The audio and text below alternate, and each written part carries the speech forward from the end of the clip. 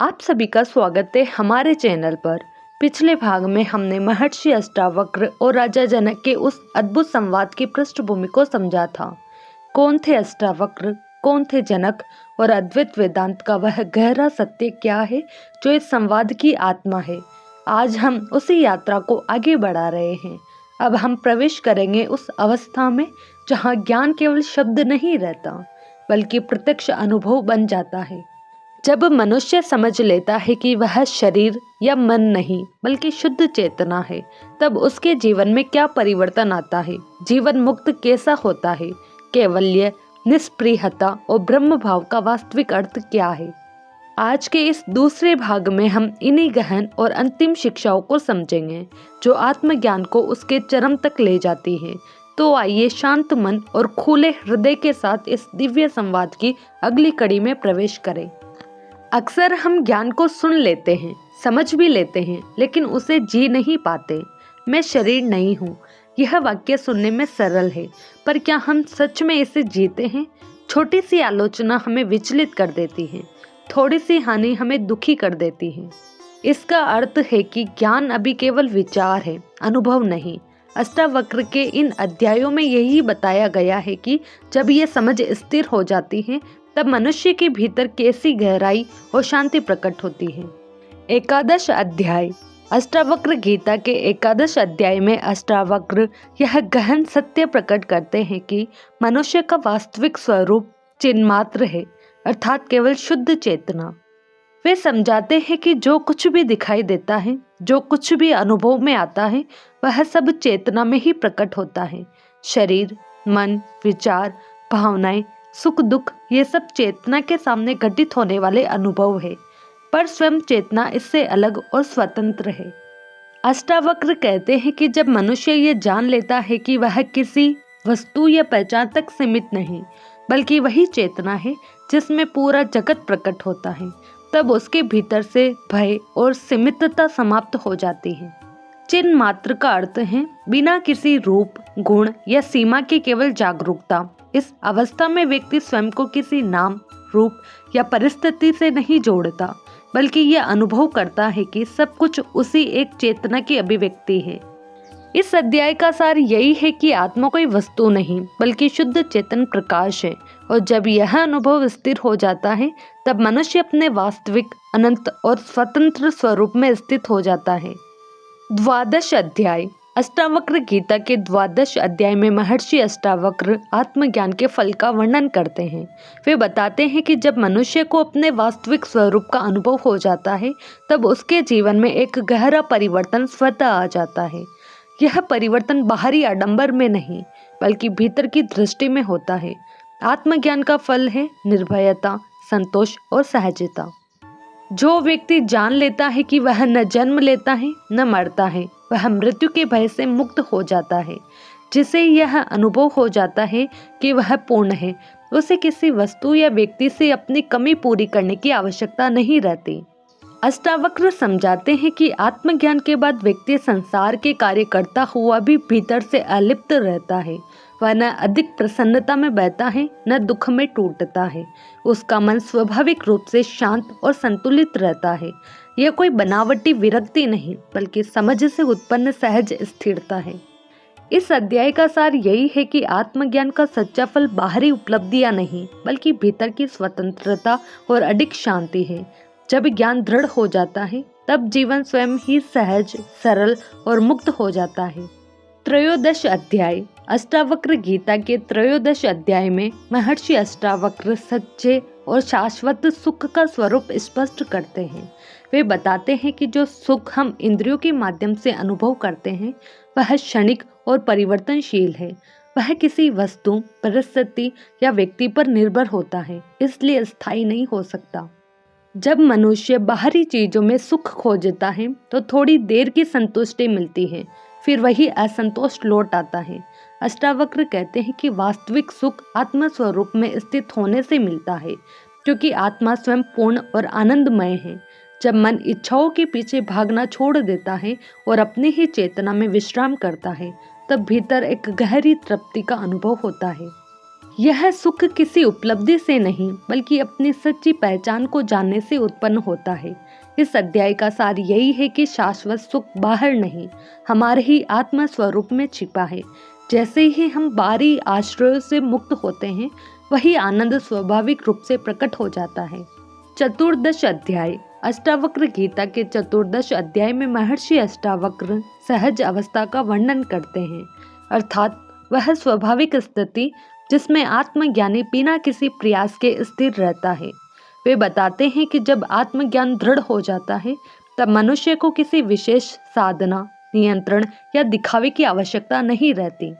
उसका जीवन सरल और स्वाभाविक हो जाता है। वह न कृत्रिम रूप से विरक्त दिखने की कोशिश करता है, न संसार से भागता है, बल्कि जो कुछ भी सामने आता है उसे सहज भाव से स्वीकार करता है।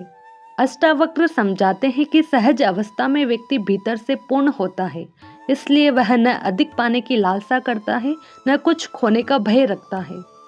उसका आचरण प्राकृतिक और संतुलित होता है, क्योंकि वह अब अहंकार या अपेक्षाओं से संचालित नहीं होता। यह स्थिति किसी बनावटी शांति की नहीं, बल्कि गहरी समझ से उत्पन्न स्वाभाविक स्थिरता की है। इस अध्याय का सार यही है कि जब ज्ञान जीवन का अंग बन जाता है, तब साधना भी सहज हो जाती है और जीवन स्वयं ही शांत, सरल और मुक्त प्रवाह में चलने लगता है।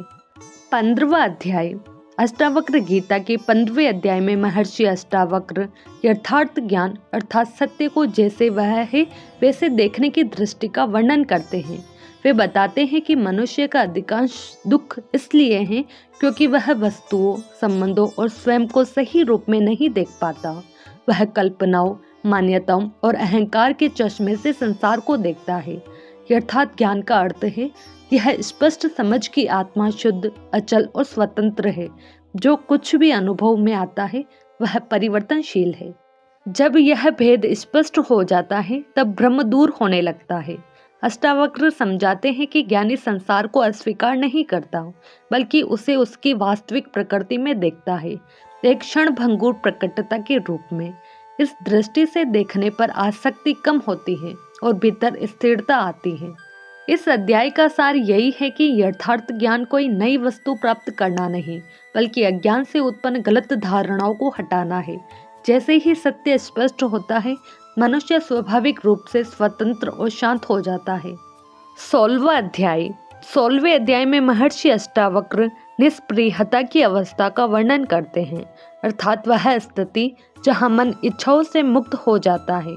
वे स्पष्ट कहते हैं कि इच्छा ही मन की अशांति का मूल कारण है। कुछ पाने की चाह, कुछ खोने का भय और भविष्य की अपेक्षा ही बंधन बनती है। परंतु निष्प्रियता का अर्थ इच्छाओं को दबा देना नहीं है, यह भीतर की पूर्णता का स्वाभाविक परिणाम है। जब मनुष्य स्वयं में संतुष्ट हो जाता है, तब उसे बाहर से कुछ पाने की बेचैनी नहीं रहती। आज का व्यक्ति सफलता, सम्मान और प्रसन्नता के पीछे दौड़ता है, फिर भी भीतर खालीपन अनुभव करता है, क्योंकि वह पूर्णता को बाहर खोजता है, जबकि वह उसके अपने आत्म स्वरूप में ही विद्यमान है। जब आत्मज्ञान दृढ़ हो जाता है, तब इच्छाएं स्वतः शांत होने लगती हैं। निष्प्रियता का अर्थ यह नहीं है कि जीवन में कर्म न किया जाए, बल्कि यह कि कर्म करते समय भीतर कोई आसक्ति या लालसा न हो। ज्ञानी व्यक्ति संसार में रहते हुए भी भीतर से संतुष्ट रहता है और परिणामों से बंधता नहीं। अंततः अष्टावक्र बताते हैं कि इच्छा का शांत होना ही वास्तविक स्वतंत्रता है, क्योंकि उसी में मन वर्तमान में स्थित होकर सच्ची शांति और मुक्ति का अनुभव करता है। 17वां अध्याय। अष्टावक्र गीता के 17वें अध्याय में महर्षि अष्टावक्र केवल्य अर्थात सर्वोच्च स्वतंत्र अवस्था का वर्णन करते हैं। केवल्य का अर्थ है पूर्ण एक तत्व, जहाँ कोई द्वेष शेष नहीं रहता। यहाँ ज्ञानी स्वयं को न शरीर मानता है, न मन, न कर्ता और न भोक्ता। वह केवल शुद्ध निरपेक्ष चेतना में स्थित रहता है। इस अवस्था में मैं और दूसरा का भेद मिट जाता है, क्योंकि सब कुछ उसी एक चेतना का विस्तार समझ में आता है। अष्टावक्र बताते हैं कि यह कोई दूर की साधना का लक्ष्य नहीं, बल्कि आत्मज्ञान के दृढ़ हो जाने पर प्रकट होने वाली स्वाभाविक स्थिति है।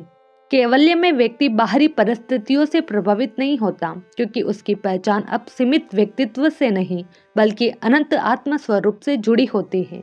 इस अध्याय का सार यही है कि जब सभी भ्रम और आसक्तियां समाप्त हो जाती हैं, तब आत्मा अपने शुद्ध, अकेले और पूर्ण स्वरूप में स्थित होती है। यही कैवल्य है, यही परम स्वतंत्रता। 18वां अध्याय। अष्टावक्र गीता का 18वां अध्याय सबसे विस्तृत है और इसमें महर्षि अष्टावक्र जीवन मुक्त के लक्षणों का विस्तार से वर्णन करते हैं। जीवन मुक्त वह है जो शरीर रहते हुए भी भीतर से पूर्णतः मुक्त हो चुका है। वह संसार में कर्म करता है, लोगों से मिलता है, अपने कर्तव्य निभाता है, पर भीतर किसी प्रकार की आसक्ति या अहंकार नहीं रखता। उसके लिए न कुछ पाने की लालसा होती है, न कुछ खोने का भय। सुख आए तो वह उसमें बहता नहीं, दुख आए तो वह टूटता नहीं। उसका मन समता में स्थित रहता है।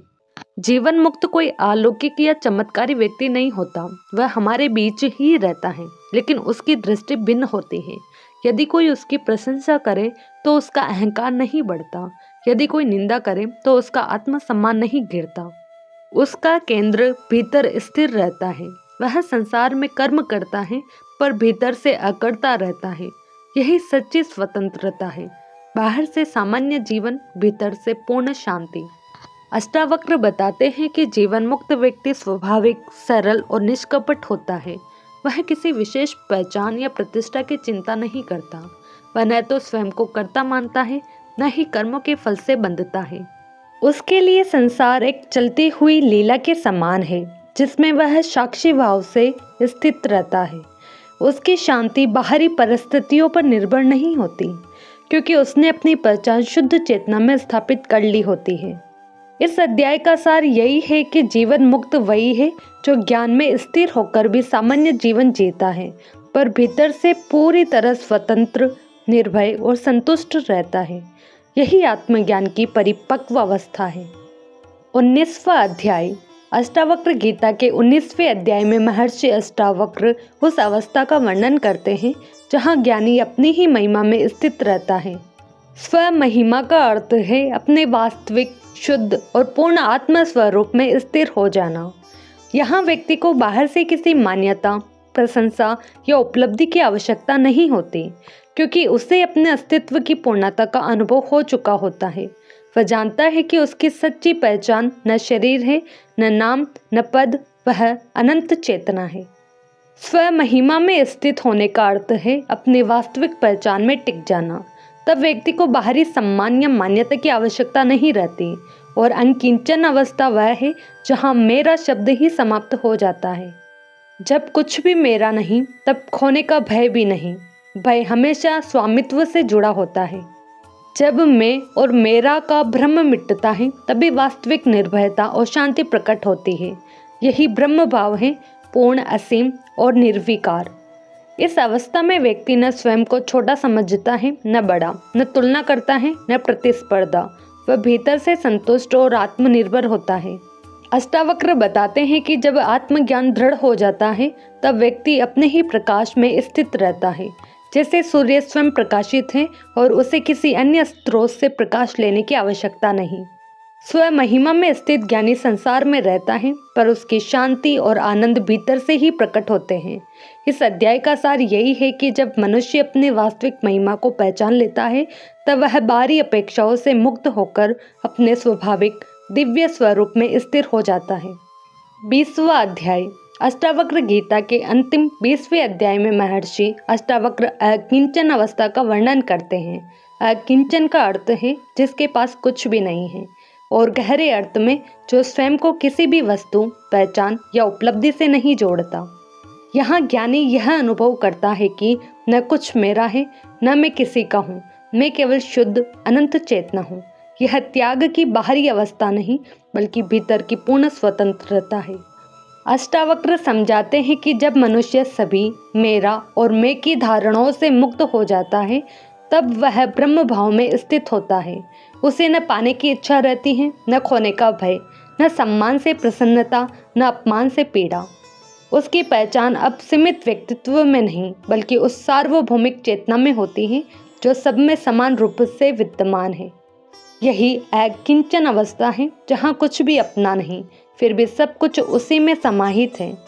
इस अध्याय का सार यही है कि आत्मज्ञान की अंतिम परिपक्वता पूर्ण निष्कामता और ब्रह्म भाव में स्थित होना है, जहाँ व्यक्ति सहज, शांत और पूर्ण स्वतंत्र हो जाता है।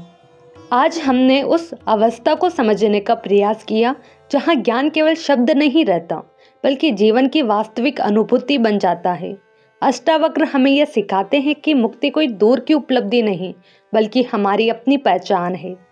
जब मनुष्य यह जान लेता है कि वह शरीर, मन और परिस्थितियों से परे शुद्ध चेतना है, तब भीतर स्वतः शांति, निष्प्रेहता और सहजता प्रकट होती है।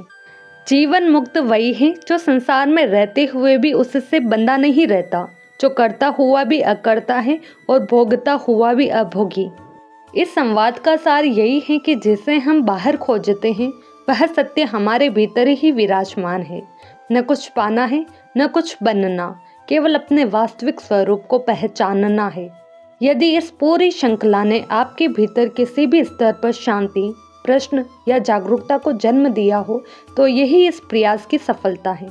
यदि यह वीडियो आपको अच्छा लगा हो तो वीडियो को लाइक करें, शेयर करें और हमारे चैनल को सब्सक्राइब करना न भूलें। शांत रहें, जागरूक रहें और स्वयं को जानने की इस यात्रा को कभी रोके नहीं।